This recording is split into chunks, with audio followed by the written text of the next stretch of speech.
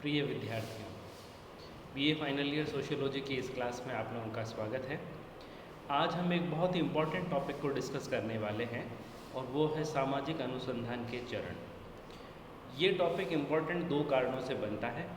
एक तो ये कि इसके ऊपर जो प्रश्न है वो हमेशा हर साल किसी न किसी रूप में ज़रूर पूछा जाता है। दूसरा, सामाजिक अनुसंधान के चरण का जो ये टॉपिक है, अगर आप इसे ठीक तरह से समझते हैं तो कहीं न कहीं आप अपना पूरा जो सिलेबस है, फाइनल ईयर का जो फर्स्ट पेपर का सिलेबस है, उसके बारे में भी आपको बहुत अच्छे से जानकारी प्राप्त केवल इस एक टॉपिक के माध्यम से हो पाएगी, क्योंकि आप लोगों के सिलेबस में वही सारी चीज़ें हैं जो सामाजिक अनुसंधान के चरण के अंदर हम लोग डिस्कस करने जा रहे हैं। तो आप लोग इस वीडियो को बहुत ही ध्यान से देखें। हो सकता है कि ये वीडियो थोड़ा लंबा होने के कारण इसको दो भागों के अंदर विभक्त किया जाए, तो दोनों ही भागों को आप बहुत ही अच्छे तरीके से ध्यान से देखें और इसको समझने का प्रयास करें। तो सामाजिक अनुसंधान एक चरणबद्ध प्रक्रिया है। जैसा कि मैंने आपसे पहले भी कहा था कि सामाजिक अनुसंधान करने के लिए वैज्ञानिक पद्धति का प्रयोग किया जाता है और वैज्ञानिक पद्धति का उपयोग करने के कारण ही वास्तव में सामाजिक अनुसंधान जो है वो एक चरणबद्ध प्रक्रिया बन जाता है। क्योंकि वैज्ञानिक पद्धति क्या है? वैज्ञानिक पद्धति वास्तव में एक व्यवस्थित और क्रमबद्ध अध्ययन पद्धति है, जिसे हम वैज्ञानिक पद्धति के नाम से जानते हैं। तो वैज्ञानिक पद्धति के ये जो चरण हैं, वास्तव में ये ही सामाजिक अनुसंधान के भी चरण हैं।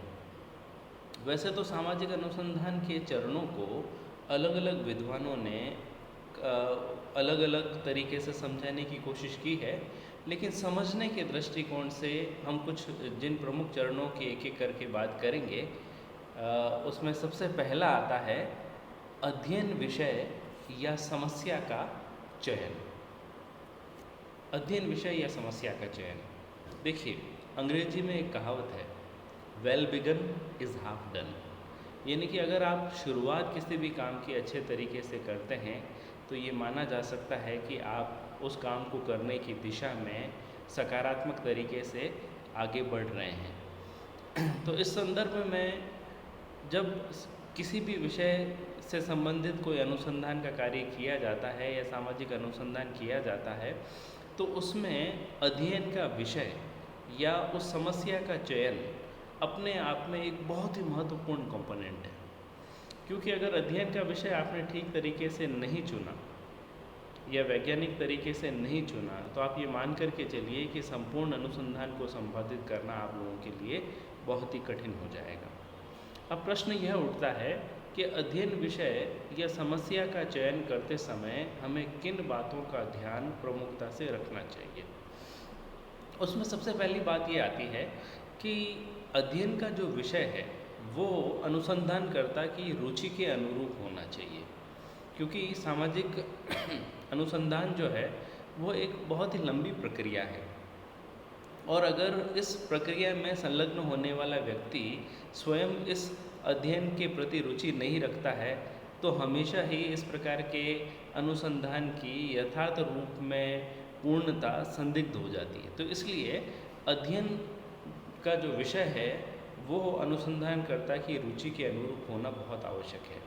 इसके अलावा अध्ययन का जो विषय है वो ऐसा चुनना चाहिए जो कहीं न कहीं तात्कालिक परिस्थितियों के या वर्तमान समाज की समस्याओं के अनुरूप हो, जिससे कि उस अनुसंधान की उपयोगिता प्रमाणित हो सके। साथ ही सामाजिक अनुसंधान का जो विषय है वो ऐसा होना चाहिए जिसके बारे में अनुसंधानकर्ता को कुछ पूर्व ज्ञान हो। यानी कि कोई वो ऐसा विषय नहीं चुन ले जिसके बारे में उसको किसी प्रकार की कोई जानकारी नहीं हो, न ही कोई जानकारी को प्राप्त करने का उसके पास में कोई जरिया हो। तो इसलिए पूर्व ज्ञान का होना भी सामाजिक अनुसंधान को अधिक सुलभ और सकारात्मक दृष्टि से उपयोगी बनाता है। साथ ही सामाजिक अनुसंधान का जो विषय है वो कहीं न कहीं अनुसंधानकर्ता की जो शक्ति, जो समय, उसके पास में जो संसाधन उपलब्ध हैं उनके अनुरूप होना चाहिए। क्योंकि अगर आप कोई ऐसा विषय चुन लेते हैं जिसको पूरा करना तय समय सीमा में संभव नहीं है, या उस अनुसंधान को पूरा करने में बहुत अधिक धन व्यय होने की संभावना हो, तो ऐसी परिस्थितियों में उस अनुसंधान की जो पूर्णता है वो संदिग्ध ही रहती है। तो इसलिए इन सारे विषयों को ध्यान में रख कर के ही एक अनुसंधानकर्ता को अपने अध्ययन का विषय चुनना चाहिए।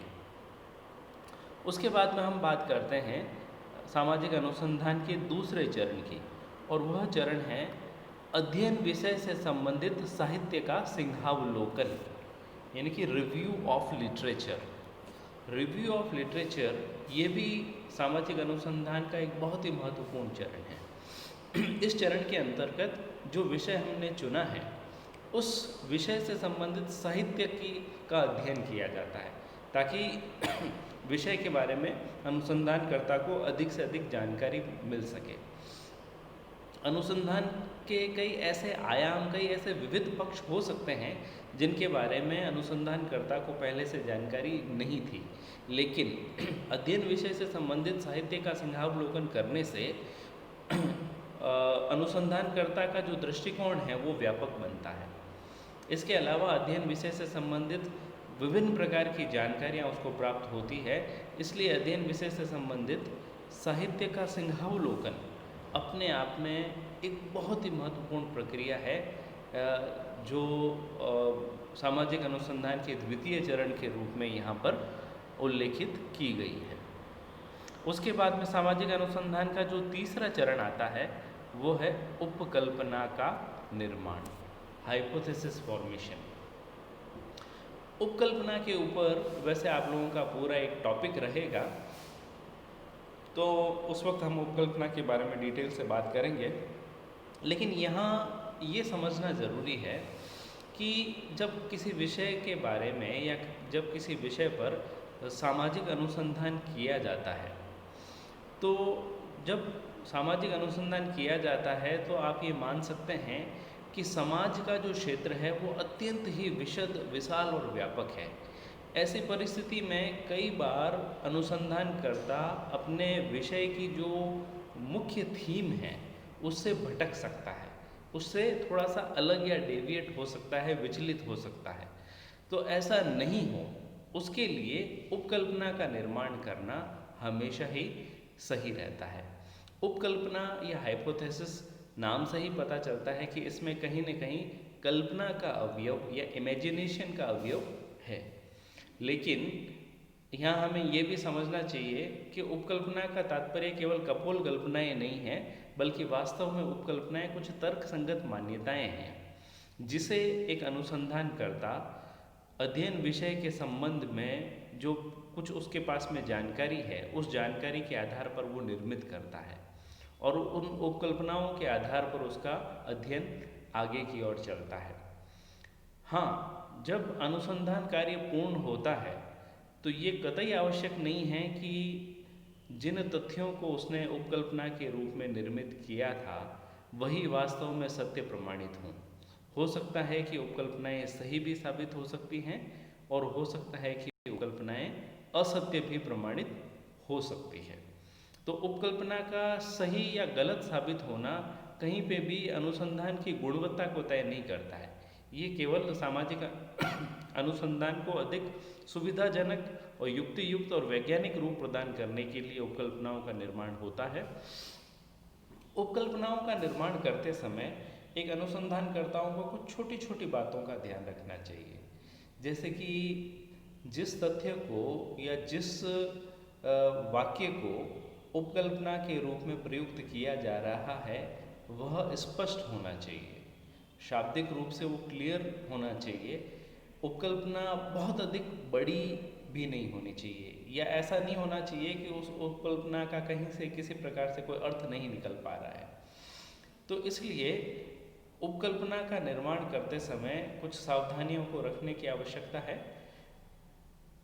उपकल्पना का जो ये तीसरा पॉइंट है, उसके बाद में हम बात करते हैं चौथे पॉइंट की, सामाजिक अनुसंधान का चौथा चरण, अनुसंधान प्ररचना का निर्धारण, यानी कि रिसर्च डिज़ाइन।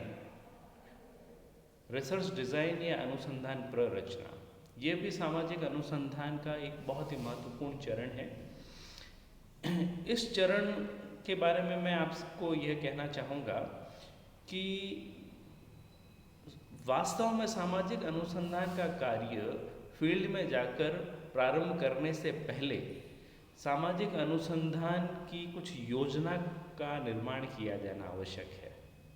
यानी कि सामाजिक अनुसंधान के बारे में एक प्रकार का ब्लूप्रिंट, एक प्रकार का एक मानचित्र या एक प्रकार का खाका तय करना ज़रूरी होता है कि वास्तव में हम सामाजिक अनुसंधान को किस प्रकार से करेंगे, अनुसंधान में किन किन इकाइयों का योगदान होगा, अनुसंधान में काम में लिए जाने वाले जो भी अंग हैं उनको परिभाषित करना आवश्यक होता है।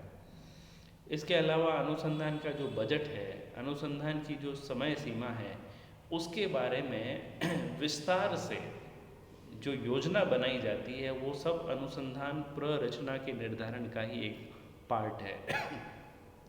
साथ ही अनुसंधान प्ररचना, जब हम सामाजिक अनुसंधानों की बात करते हैं तो रिसर्च डिज़ाइन कई प्रकार की हो सकती है, लेकिन सामाजिक अनुसंधानों में मुख्य रूप से वर्णनात्मक और विवरणात्मक प्रकार की अनुसंधान प्ररचना का उपयोग किया जाता है।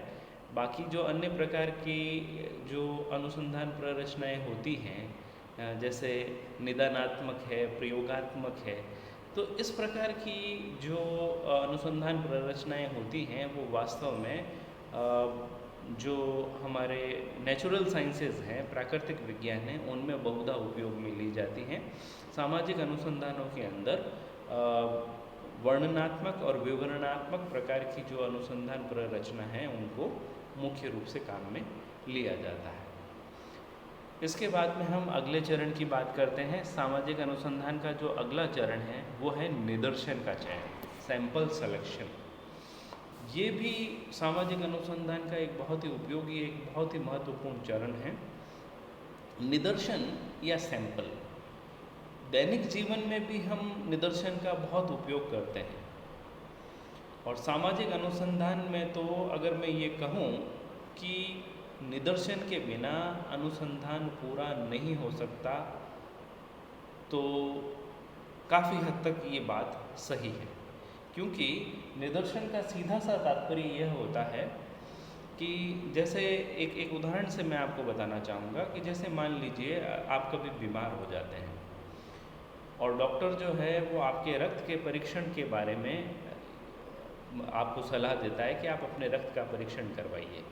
तो आप अपने जब रक्त का परीक्षण करवाते हैं तो उसमें क्या होता है, केवल 2 बूंद जो है वो टेस्ट की जाती है और उससे ये पता चल जाता है कि आपके संपूर्ण शरीर में रक्त की स्थिति किस प्रकार की है।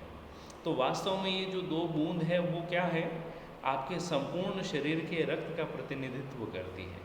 इसी प्रकार से जब घरों में चावल बनाए जाते हैं तो चावल बनाते समय जो गृहिणियाँ हैं कई बार क्या करती हैं कि पतीले में जो चावल है उसमें से केवल 2 या 3 चावल निकाल करके ये देख लेती हैं कि वास्तव में चावल पके हैं या नहीं पके हैं। यानी कि जो वो 2-3 चावल हैं वो पतीले के संपूर्ण चावलों का प्रतिनिधित्व करते हैं। या फिर जैसे अगर आप कभी अनाज मंडी में अनाज खरीदने के लिए गए हों तो आप देखते हैं कि आप एक मुट्ठी के अंदर अनाज लेकर के ये देखते हैं कि पूरे बोरे में जो अनाज है वो किस प्रकार का है। तो वो एक मुट्ठी अनाज संपूर्ण बोरे का प्रतिनिधित्व करती है। ठीक उसी प्रकार से जब सामाजिक अनुसंधान होता है तो उसमें उत्तरदाताओं का चयन करना भी हमारे लिए एक बहुत ही महत्वपूर्ण और चुनौतीपूर्ण कार्य होता है। क्योंकि अगर हम समग्र का अध्ययन करें तो समग्र का अध्ययन करना बहुत ही दुष्कर कार्य रहता है। जैसे मान लीजिए आपकी कॉलेज के अंदर 2000 विद्यार्थी हैं और हम महाविद्यालय में विद्यार्थियों की जो समस्याएं हैं उनके ऊपर अनुसंधान करना चाहते हैं।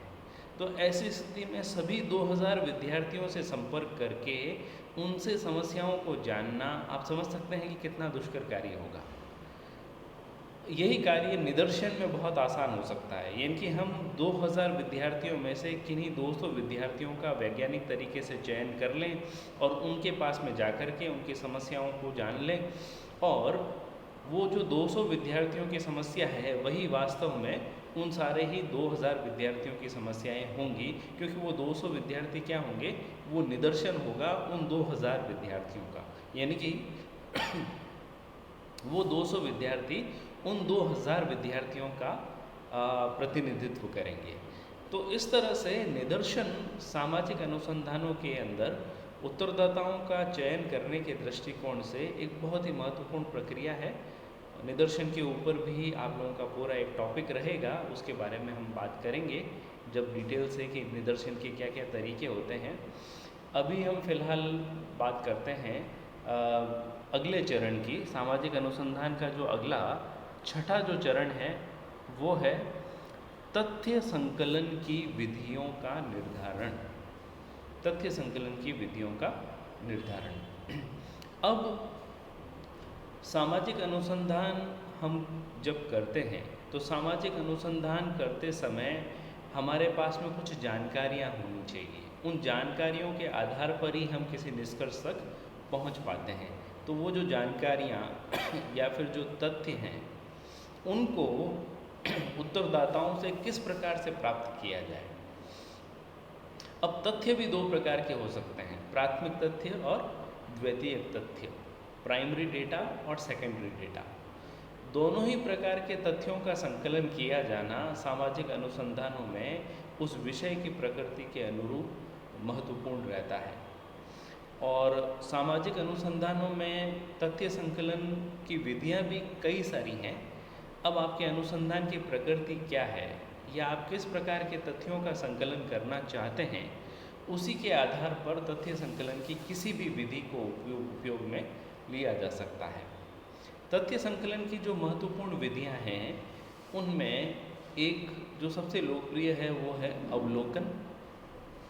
इसी प्रकार से तथ्य संकलन की एक अन्य महत्वपूर्ण विधि है साक्षात्कार, और उसके अलावा अनुसूची, प्रश्नावली आदि कई प्रकार की ऐसी विधियां हो सकती हैं जिनसे उत्तरदाताओं के माध्यम से जानकारियों या तथ्यों को जुटाया जाता है। तो सभी प्रकार की जो तथ्य संकलन की विधियां हैं, सभी विधियों के अपने कुछ सकारात्मक पहलू हैं, तो वहीं सभी विधियों की अपनी कुछ सीमाएं भी हैं। ये अध्ययनकर्ता के ऊपर या अनुसंधानकर्ता के ऊपर निर्भर करता है कि वह जैसा उनका अध्ययन का विषय है, विषय की जैसी प्रकृति है, उसके अनुरूप किसी भी तथ्य संकलन की प्रविधि का वो निर्धारण या चयन कर सकते हैं।